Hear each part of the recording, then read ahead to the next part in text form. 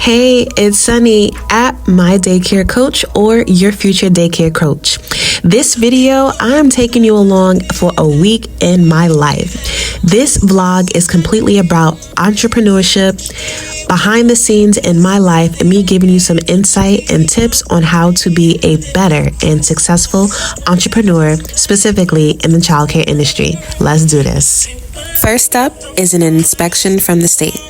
Anytime a center wants to change hours, ages served, open a classroom, or similar, it is required for a center to complete a change of facilities request, submit all supporting documents, and schedule your inspection to be approved of the changes. We passed our inspection, which means the next step is to simply wait for an update license to reflect those changes. Once your inspection is complete, the state will review any items that need to be added or removed from your space.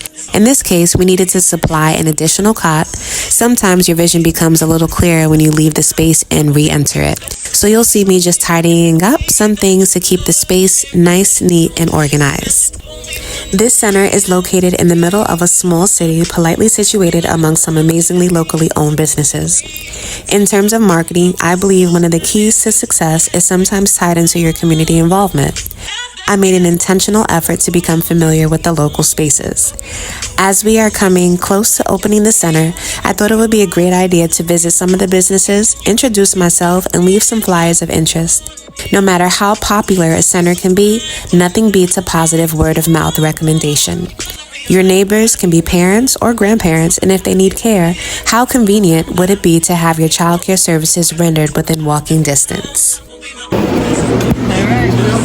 Thank you. Déjeme. Hola. Hello. And I just opened the door. Bye.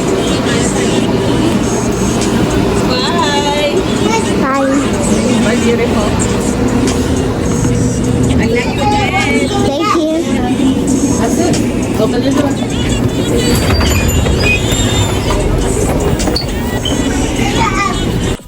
Having supportive neighbors around your business can make your business feel successful already before you start. It's important to have neighbors who are welcoming, who are supportive, and who can share a friendly smile.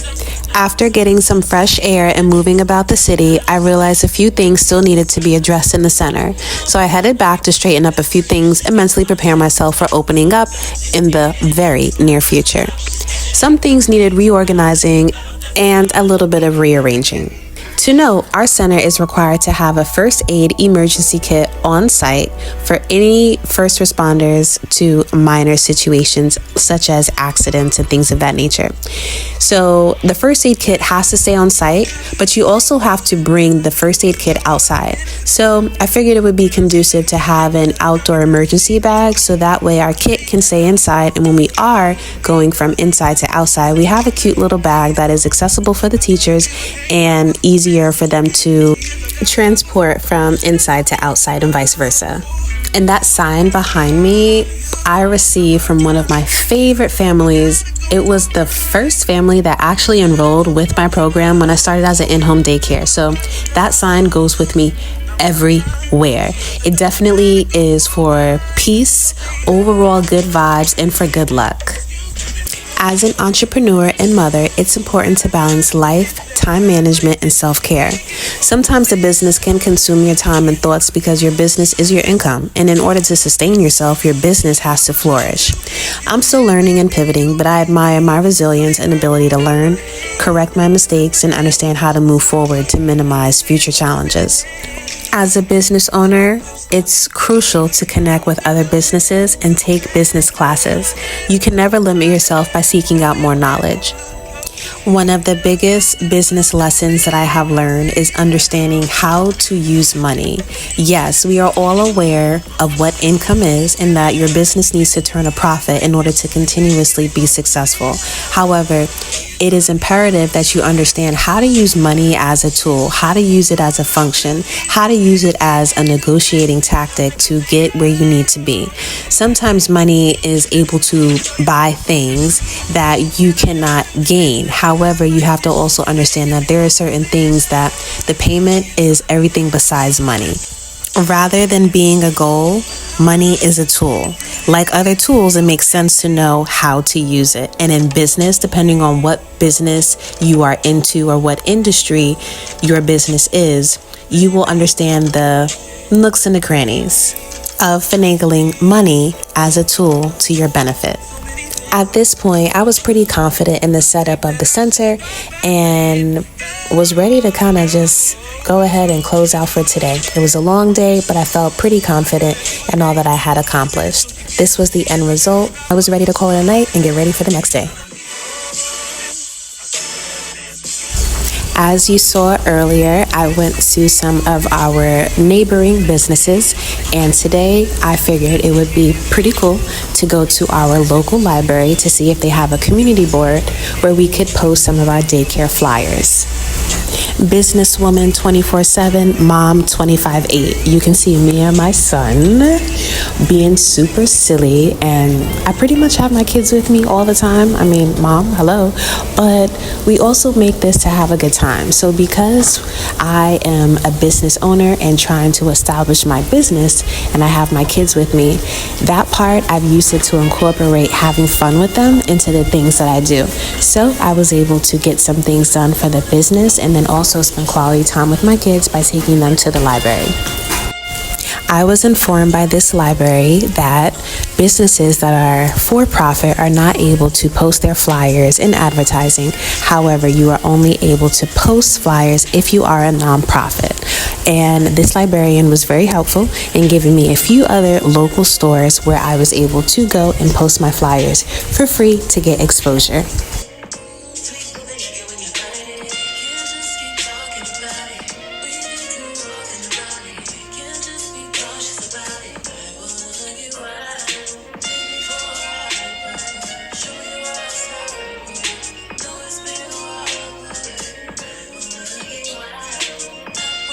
Can we please go to the park?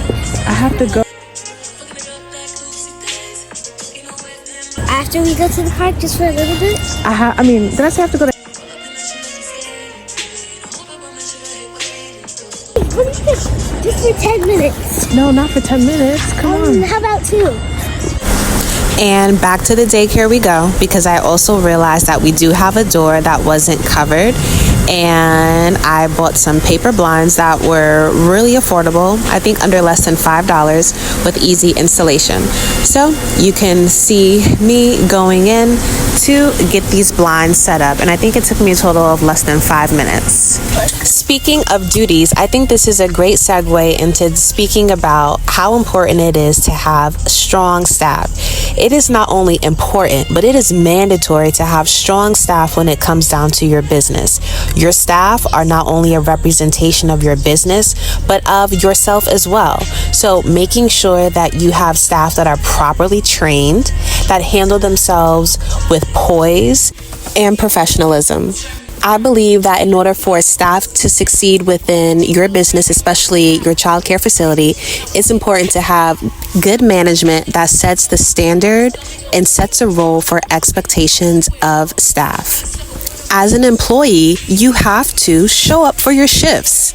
As an employee, you have to be on time. And being on time is not on time. Being on time is early enough to where a teacher is in that classroom ready to accept the children when their particular shift starts or when the center is open.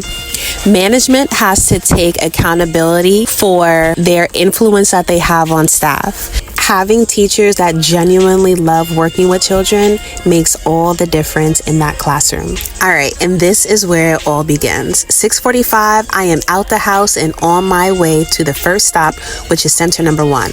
During my morning commute, I take this time to mentally decompose, but also mentally prepare myself for the day that I have ahead.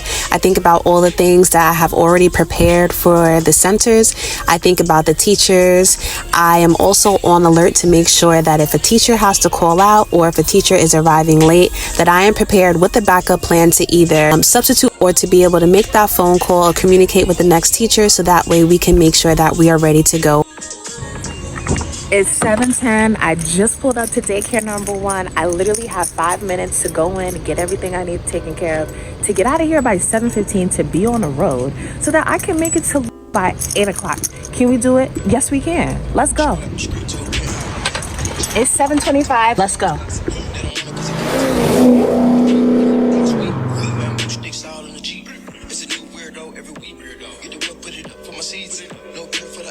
Alright, so a little bit of detail. I had to stop at so that I could drop off some things, pick up some things, and because we are operating from 2 locations right now, I am still technically setting up our space to make sure that the kids have everything that they need in both centers, making sure that we have our appropriate snacks for each day, so on and so forth. So, oh yeah, and also like a little back note, so I have 2 printers that both work perfectly fine, but for whatever reason, one does not connect to the internet outside of my house. So I literally have to print everything from that printer, which is very tedious. But long story short, I have to get another printer that works at both centers, so that way I can either bring it to both or make sure I have a printer in each site that actually works. So that's on my to-do list, to make sure that I get another printer. So for now, I literally have to either print at the house or come to the daycare so that I can print, get everything together. It's 7:28 now. I have to be at the other daycare by 8 o'clock, so we have 32 minutes. Usually takes about 40 minutes on a day. So let's do this and let's see what time we get there. I did not make it at 8, made it at 8:06. All right, never again. I am going to be on time. That is not my New Year's resolution.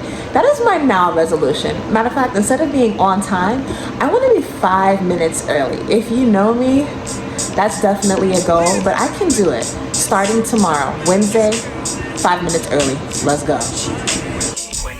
We have one of our babies here and we are getting ready to start the day.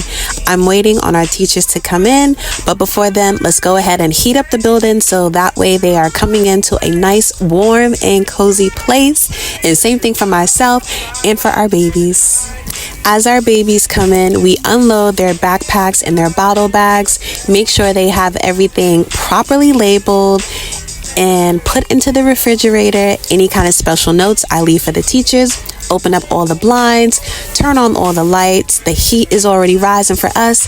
I put on my special cardigan, and that means I am ready for business. When I am on site, acting as director, I make sure that I stay on site just so that I can oversee the operations within a center, make sure that our teachers are following our schedule, following the lesson plan, and giving the babies the love and attention that they deserve. But I also use this time to take care of any administrative duties, check up on families, follow up with new families, and handle all of our other delegated tasks.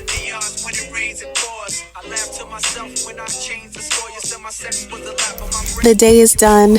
I am done. Time for me to pack it up and head on home to my lovely little family. Bye-bye. Thanks for watching. I hope I was able to provide informative information for those who are seeking going into the childcare industry, or maybe brushing up on some tips that might be a little bit helpful for you in operating your center. Or if you are interested in childcare coaching, go ahead and email me. Make sure you click and subscribe. Thank you. Signed off, Sunny.